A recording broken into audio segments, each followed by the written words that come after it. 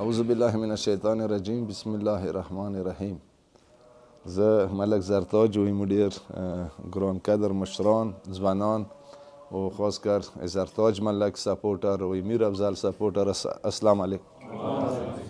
لکه څنګه مو زمینه چې خبره وکړه چې بزدل سړی او کمزوري سړی دا کار نه وي.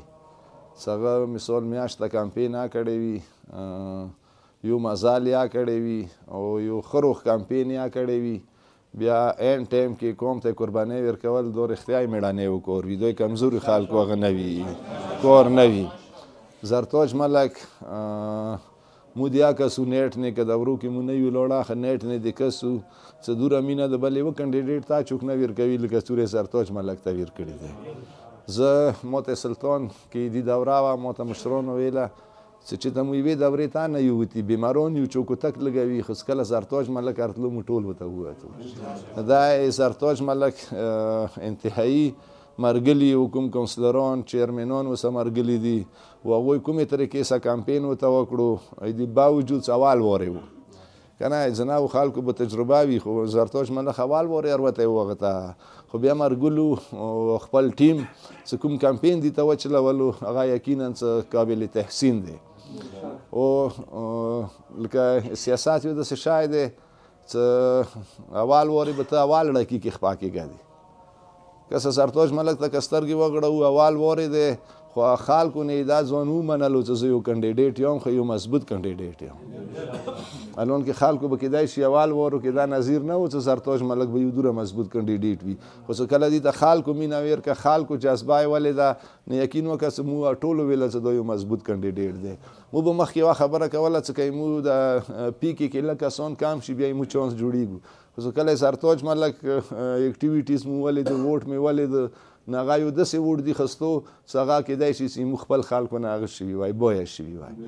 نه بویه وجه نه چې زرتاج ملک سره مو خبره وکړه، دوی مشران دي، دوی مرګلي دي، هغوی سره مو ریکویسټ وکړو، نو هغه هغوی وویله چې کسه که قوم به ایږي زرتاج ملک بیا مو ته ضرورت نشته. او زرتاج ملک وویله چې ما هېڅ ضرورت نشته، خو چې قوم محفوظ وي، قوم سلامت وي، قوم ما سیټ وګټي، که زرتاج ملک یې نه وګټي هېڅ فرق نه کو.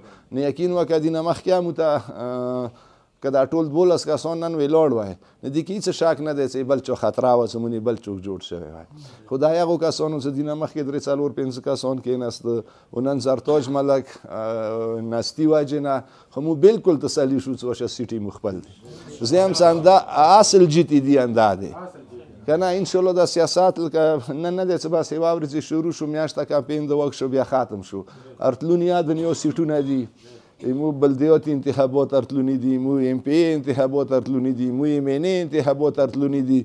انشاءالله قوم به بیا دا قربانی دا قوم به بیا دا قربانی نه پویروي. انشاءالله دا به یاد ساتي چې هغه بعد وخت کوم. زه ډېر یم چې زه نه خلک خدمت کوي، خو چې کله 8 تاریخ تیر شي بیا یې زموږ خدمت ته تیاري.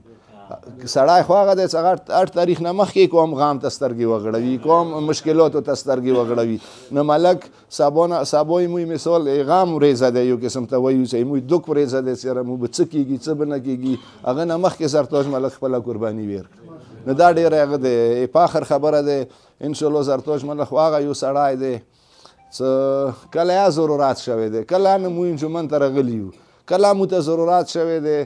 زرتاج ملک مونه په یوه زیاستو نه دی شوی، که هغه په مرچې دی، که هغه په ګاډي حوالې سره دی، هغه خدمات حوالې سره دی. دغه بازار کې چې کله یا زرتاج ملک ما سره ګرځي، کوم غریب سوال ورته کړی دی، ما په مخ 15 ریز نه دي کم نه دي ورکړي. دا شی بل ما چوک نه دی لیدلی لکه څومره هغه دی زرتاج ملک لیدلی دی.